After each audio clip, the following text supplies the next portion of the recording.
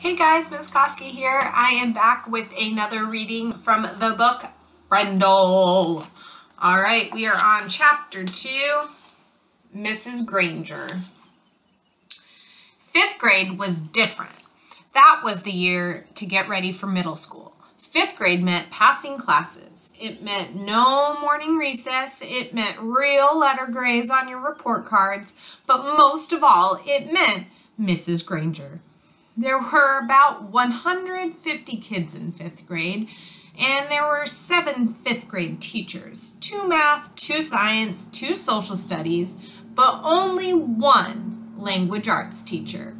In language arts, Mrs. Granger had a monopoly and a reputation. Mrs. Granger lived alone in a tidy little house in the older part of town. She drove an old pale blue car to school every morning, rain or shine, snow or sleet, hail or wind. She had a perfect attendance record that stretched back further than anyone could remember. Her hair was almost white, swept away from her face and up in something like a nest on the back of her head. Unlike some of the younger women teachers, she never wore pants to school.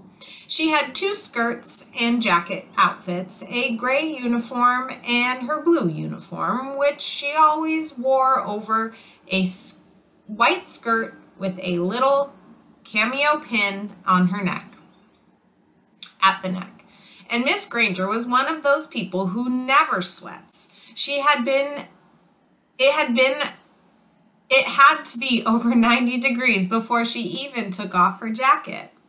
She was small as teachers go. There were even some 5th graders who were taller.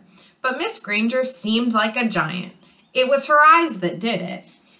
They were dark gray, and if she turned them on full power, they would make you feel like a speck of dust. Her eyes could twinkle and laugh too, and the kids said she could crack really funny jokes. But it wasn't the jokes about her that made her famous. Everyone was sure that Mrs. Granger had X-ray vision.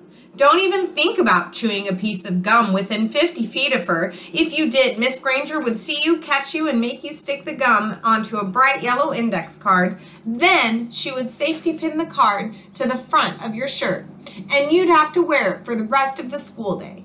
After that, you had to take it home and have your mom or dad sign the card and bring it back to Mrs. Granger the next day. And it didn't matter to Miss Granger if you weren't in the 5th grade, because the way she saw it, sooner or later, you would be. All the kids at Lincoln Elementary School knew that at the end of the line, 5th grade, Miss Granger would be the one grading all their spelling tests and all their reading tests, and worst of all, their vocabulary tests. Week after week, month after month, every language arts teacher in the world enjoys making kids use the dictionary. Check your spelling, check that definition, check those syllable breaks. But Mrs. Granger didn't just enjoy the dictionary, she loved the dictionary, almost worshipped it.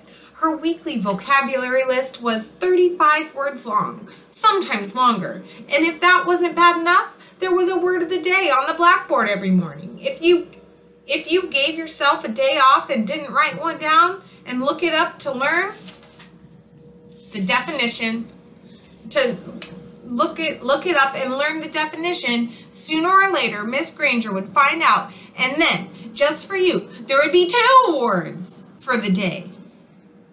For a whole week, Mrs. Granger kept a full set of 30 dictionaries on a shelf at the back of the room, but her pride and joy was one of those huge dictionaries with every word in the universe in it.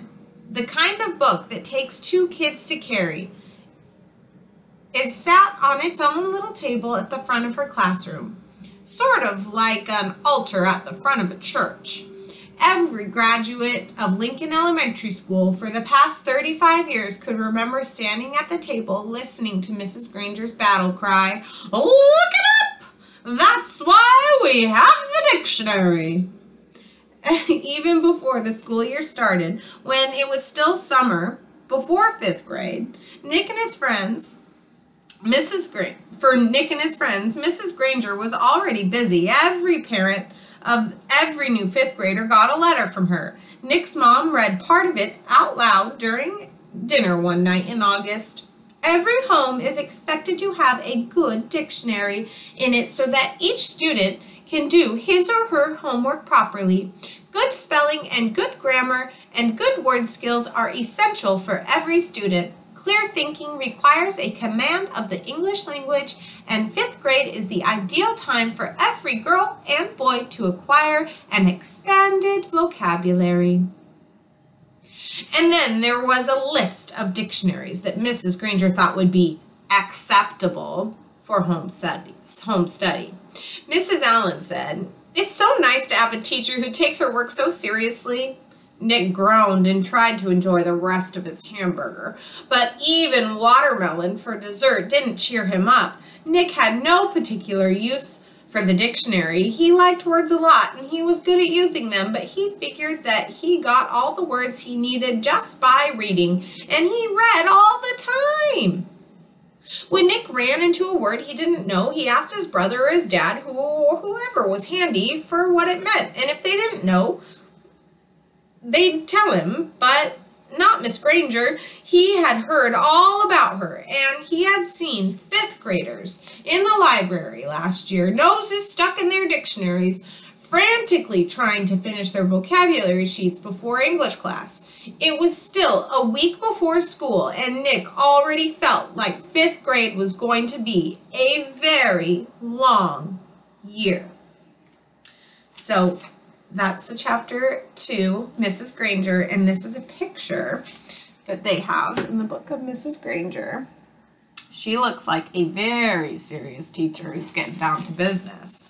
So I hope you enjoyed that story, or that chapter about Mrs. Granger. I wonder what you think if you've had a teacher like Miss Granger, because she doesn't sound like me very much. So as promised yesterday, I'm going to start to have some questions after we read. So your question to think about after listening to this chapter is, what is Mrs. Granger's famous battle cry that all of her former students remember? So I challenge you to remember or recall in the story what her famous battle cry was. If you don't quite remember, go back and see. See if you can listen for it again and if you can find it. All right. Thanks for listening, and tune back in for chapter 3 tomorrow.